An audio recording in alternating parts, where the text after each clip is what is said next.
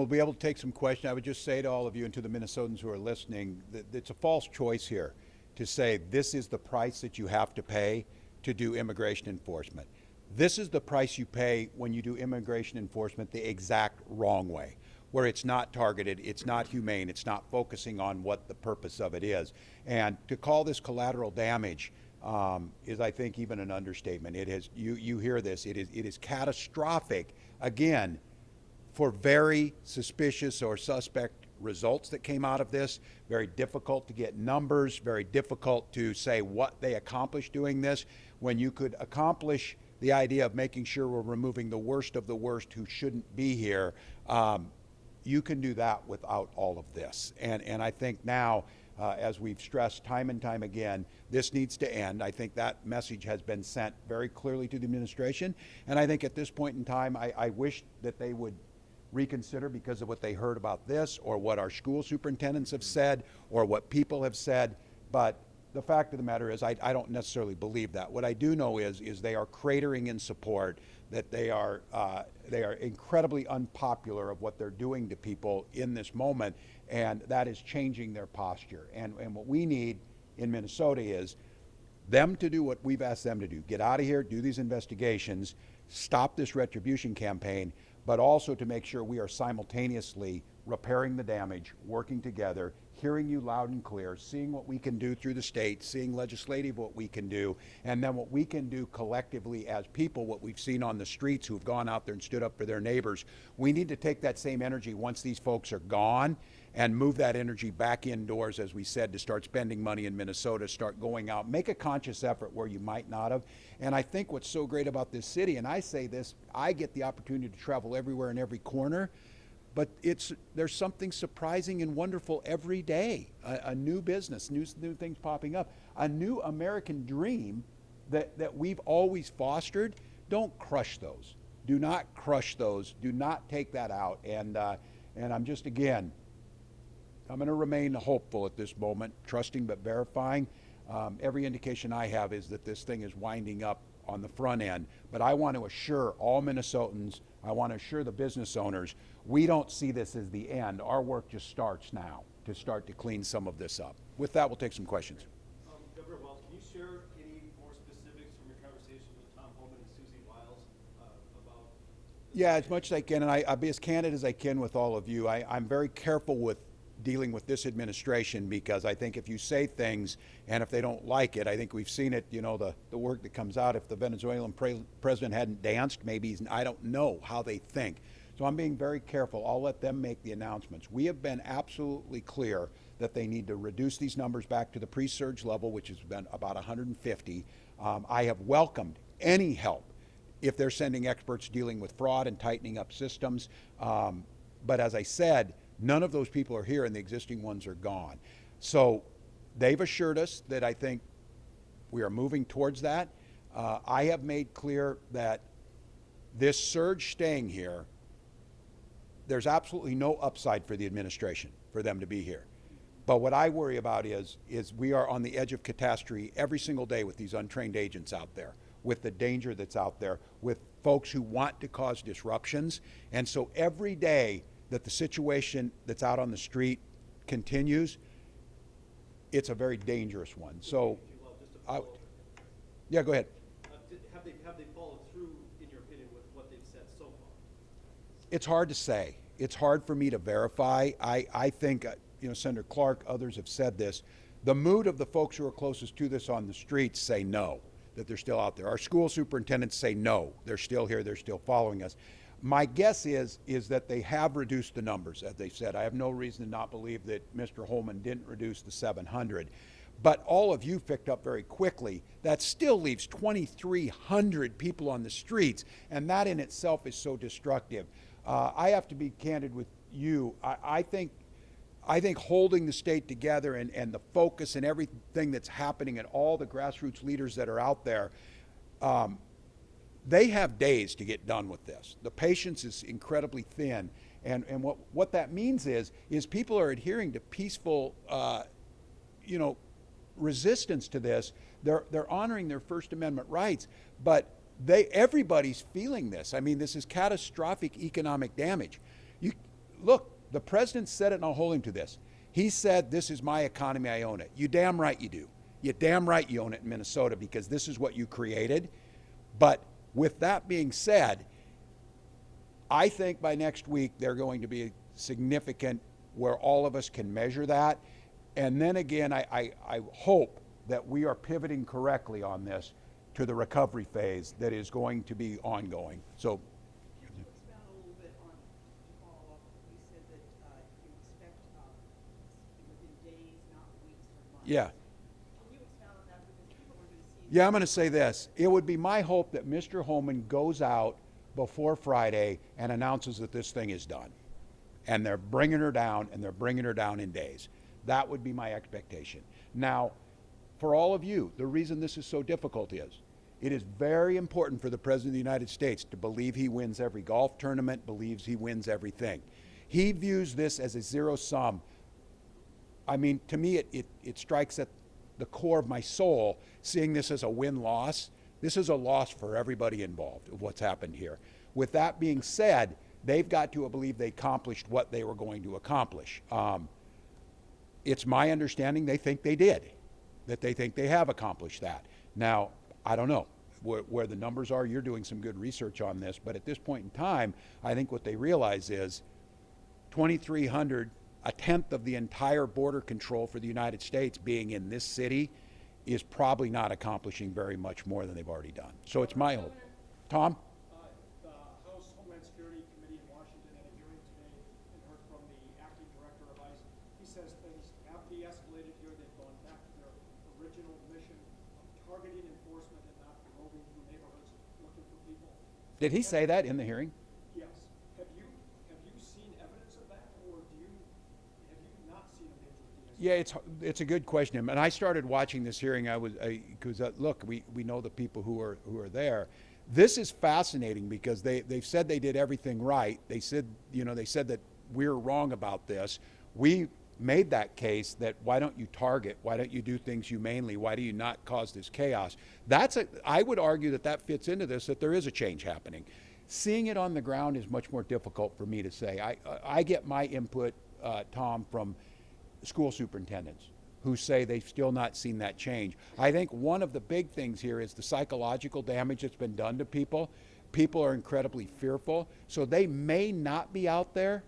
They may not be right in that neighborhood again, but we've got no proof they're not, and the unknown is almost worse than the knowns. Quick follow-up. Tom Homan told me last week this surge could end within 2 weeks. That was as of Friday. Do you think now it Yes. could actually end sooner? My hope is that he speaks this week and that this thing is done next week. Look, I'm going to go out on a limb and say that's my I've been telling they can't keep kicking this down the road. And I think some of it's operationally here. These folks go in rotations of 30 days. I think they're coming up on a 30-day rotation. And when this group rotates out, instead of having a new group rotate in, that's where they'll end it.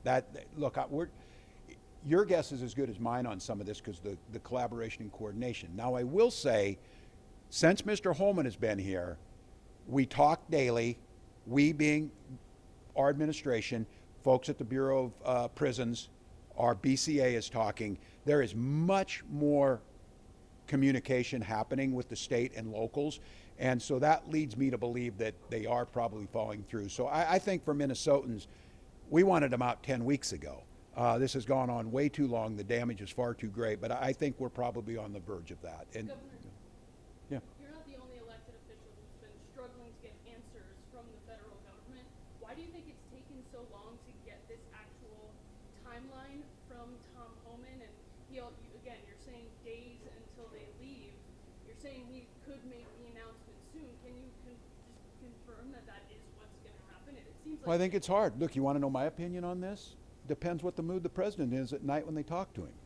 If he's in an angry mood, I don't know. Don't talk to him after the Super Bowl halftime show. Wait till the next day, and then it's true that we are getting responses based on emotion, and the problem that we have is no one knows what the chain of command is. This is where Tom Homan, I think, did change things, that there were multiple bosses on the ground, and I made this case that whether I believe Tom Homan or not when he said he was going to do something, my biggest concern was I did not believe those agents on the ground were listening to Tom Homan because they were following a separate chain of command. I think what's changed now is that chain of command has tightened I think, again, there's one person making the decisions in this, and that's Stephen Miller. And he's telling them what to do. That's coming on down. Once this thing became too politically difficult for them, I think there was a change, and that's what Tom Holman's job was. So look, if you're asking me, I'm skeptical, but in this case, I'm more hopeful than I've been that they're going to wind this thing down. We're still doing all the state government things. I need them to get out of here fast so that we can pivot and do our work to the cleanup of what's going to happen. So, yeah. Good. It's gonna take a while to get the numbers here for the economic impact, but would you just feel comfortable maybe giving some estimates? I know you said Minneapolis said 100 million. I mean, would you feel comfortable saying several hundred millions, huge billions for statewide? It's hard to put a number on it, and I suppose our Department of Revenue will eventually have something to say on this as well. But if the city of Minneapolis, let's just take their estimate of 100 million as a given, and you multiply that by St. Paul and the surrounding suburbs, and I'm a greater Minnesota guy, I see these activities in St. Cloud, Little Falls, Worthington, and beyond. And so surely the numbers do get very high. And whatever they may be, our job then is to do the best we can with the hand we've been dealt and try to mitigate those impacts for our businesses and our workers as fast as we can and get back to growing the economy for the sake of Minnesota and for the sake of the country. I think we should all be aligned on that it is good for the country, for Minnesota to thrive, and that's what we want to get back to. So you, Could we can just, you answer your Mr. question? Waddy asked here, Mr. Waddy asked if we could get a forbearance on the sales tax, corresponding to get that. Governor, is that a possibility? Well, I think right now we have to put everything on the table. We had this conversation. Some of us have the scars and battle scars of tip credit and different things. But these are things that the hospitality industry has brought up. I think it's appropriate now to put all of them on the table. There's things like credit card fees on sales tax and things. These are things the hospitality industry is bringing forward. Some of these predated this situation, but it's still all about, especially now that those have been exacerbated. So what I will say is that I think we have a responsibility to the business community across the state and to others to look at every single one of those proposals. What I'm able to do, if there's things I'm able to do through executive orders, through the executive branch, through deed, we're going to try and do those immediately, but they have the legislative process. The good news is we're going into session here shortly. We will have a budget forecast that comes out the end of February. I'm a little bit scared now in terms of that will be outdated, and because we base our budgeting in our legislative session based on the February forecast and the November forecast. The issue is will that be somewhat tainted by this where we're not getting current enough numbers? But I do think, and I will make the pledge, we will look at every one of these proposals seriously to see what we can do, because some of these may be that they're things that people didn't want to do in the past that recognize if we say don't do something around fees on the collection, we can be certain we're going to collect zero from businesses that are closed. So I think an argument is made here if the state has to understand our revenue flows, but we have to recognize that the fallout of this, especially in the hospitality industry, could look like COVID in terms of the closures. So we have time for another one? Commissioner, Yeah. could you speak a little bit more to the impacts in greater Minnesota and what you're hearing, manufacturing and beyond? Yeah, well, it's partly anecdotal from me wanting to follow through on what we're asking others to do with Shop Local, Stand Together. And so I made plans to go out to dinner one night with Senator Eric Putnam, who represents that area as well. And he got a tip on where we should go to an immigrant-led restaurant. And I got there first and they were closed. And we don't know exactly why, but it seems reasonable to expect that this may have been why. And so then we went to the next place, which was excellent, but their numbers were way down. And so in addition, we have lots of folks reaching out to our office, to the governor's office as well, wanting to share their story. And in fact, that's how we ended up here today, because Patty reached out to the governor. And so we've been hearing heartbreaking stories, not just of dollars and cents, but of livelihoods that are interrupted.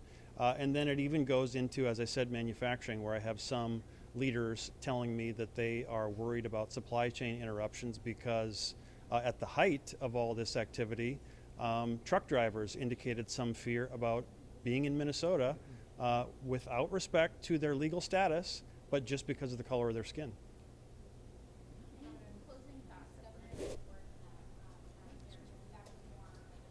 Yeah, thank you. I'm going to make the push again to Minnesotans. People want to know how they're going to help. Everybody has a different way of focusing on this. Again, I speak to the Minnesotans who, the vast majority who say, yes, we need immigration reform, but it needs to be targeted, it needs to be smart, it needs to be humane. But understand what's happened here goes well beyond that, so get out and spend a little bit of money. I know it's a stressful time. It's hard to find any time to be somewhat joyful. It's hard because you know what's happening, you know the pain that people are feeling. But I do think you get both of those. If you get a chance to go out to eat and spend some money, it's good for you and it's good for the folks you're going to. And I would be remiss if I didn't. I think it's on right now. I'm going to go catch the update. The two Coreys from Duluth are competing for gold in curling, and Minnesotans have every reason to be proud. I've never been prouder of this state during what's happened here. I've never been proud. Hockey's at 1? All right, so we're trying to keep track of them. So we'll let you all, we'll keep you updated on this. And like I said, I think hopefully, and Claire, you can maybe correct, I think later in the week we're going to try and get something to come back with a package of support. So great, thank you all. Thanks. Thank you so much.